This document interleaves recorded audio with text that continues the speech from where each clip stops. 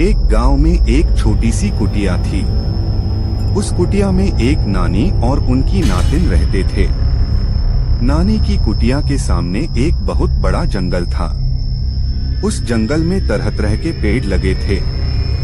उन्हीं पेड़ों के बीच एक बैंगन का पौधा भी था, जिस पर एक बहुत बड़ा बैंगन लगा हुआ था। नानी और उनकी नातिन रोज जंगल से लकड़ियां चुनकर लाती और चूल्हे पर खाना बनाकर खाती।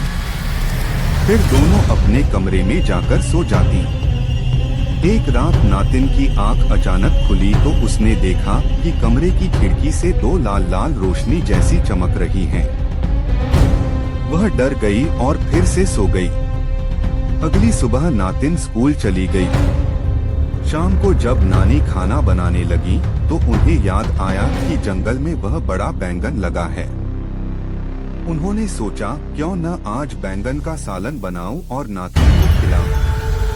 नानी ने नातिन से कहा कि जाकर वह बैंगन तोड़ लाए। नातिन डरते डरते जंगल की ओर गई।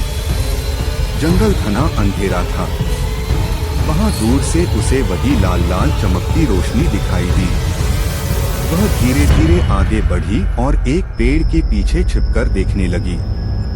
तभी उसने देखा कि वही बड़ा बैंगन हिलडुल रहा है और चलता हुआ उसकी तरफ आ रहा है। यह देखकर नातिन घबरा गई और भागकर कुटिया लौट आई। उसने डर डर कर नानी को सब कुछ बताया। अगली सुबह नानी खुद जंगल गई और उस बड़े बैंगन को तोड़कर ले आई। उन्होंने उसका सालन बनाया और दोनों ने मिलकर खाया। शाम हुई और फिर रात आई। नानी और नातिन सो गईं। आधी रात को नातिन की आंख दोबारा खुली तो उसने देखा कि खिड़की से फिर से वही लाल लाल रोशनी